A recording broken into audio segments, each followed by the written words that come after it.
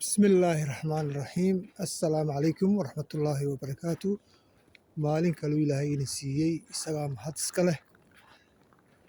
haynoo badiyo maalmaha caafimaadka haynoo badiyo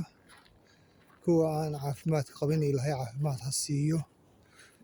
waddada toosanna ilaahay hayna garan siiyo aamiin aamiin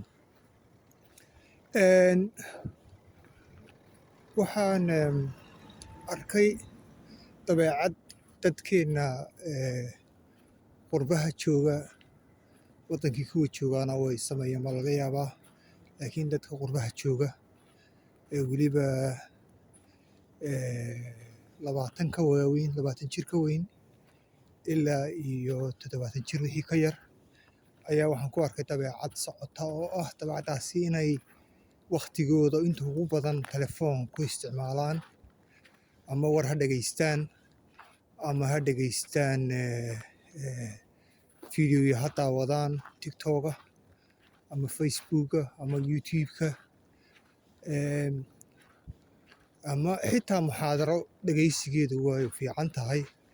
laakiin waxaa ka fiican in lagu camal falo talabaadaan ku arkay dadka badankiisa waxa weeye muxaadaro la dhegaysanaya laakiin wax allaaliya wax laga xasuusanaya ma jirto wax allaaliya qofkii waxaad arkaysaa muxaadarada kuu soo tuuray ama muxaadarada dhegaysanayey kulaa muxaadaradaas way fiican tahay oo dabeecadihii wixii uu sheekhu ka hadlayey oo fiican oo cilmiya aan ku dhaqmahayn oo marka waxaad oranaysaa qofku dee xaggay ka xidhmi leedahay salaadu waxa ay ka xidhmi leedahay salaadu ama halkay ka qaldantay waxa weeye qofkii wuxuu u daawanayaa muxaadaradii ama fiidiyogii laga yaaba inuu cilmi ka korsan lahaa qalbigiisii oon joogin waayo mid kaluu doonaya inuu daawado haddana mid kaluu doonaya inuu daawado haddana mid kaluu doonaya inuu daawado kolley qof kasta isaga ayaa is og laakiin sida guusha lagu gaarayo ayaa fiican in la wadaago maadaama wax inaga wada dhexaysa dadka ugu liitaana waa innaga maanta soomaalida qurbaha joogta xabad xabad meel ka soo baxday way jirtaa laakiin taa lafteeda waa inaan isweydiino maxaa macnaha ka soo bixistu waa balkay waxaa aad moodaa waxaynu qaadannay qiyaastii qofka natiijada ama najaxa ama guusha reer galbeedku yurubiyaanka iyo waqooyiga maraykanku ay qofka ku qiyaasi jireen qofkaasi hadduu lacag badan helo haddii telefishinka ku soo baxo haddii uu aflaan dhigo hadduu kubad ciyaaro haddii uu muxuu ahaayey filin sameeyo hadduu markii labadan ku celiyaa laga yaaba haddii uu muxuu ahaayey suxufi noqdo oo idaacadaha laga arko qofkaasi waa najax taasi maaha najax waa najaxa reer galbeedka quruumaha adduunka 5,000 sano inta dadka bini aadanka la ururiyey taariikhdooda dadku ay ama hadal ha ku soo jeediyaan ama qoraal ku soo jeediyaan ay arkeen meel kasta oo carwo kasta haddaad tagto maanta carwo qofka lacagtiisa iyo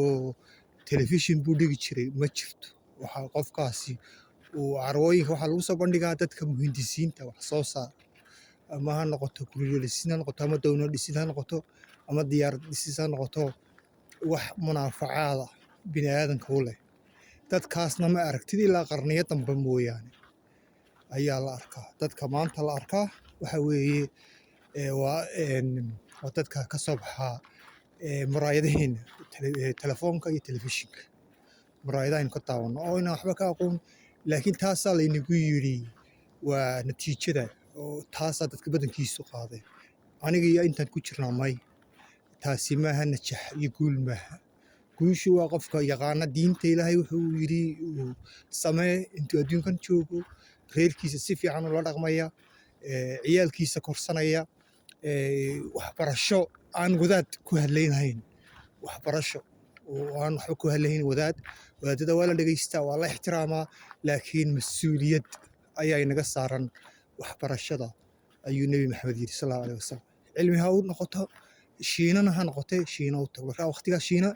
3 bilood 7 bilood baa loo socon jiray yacni wuxuu ka wadaa nebi maxamed sallallahu alayhi wasallam meel dheer u gaajood meel dheer cilmiga u mar cilmiguna maaha kan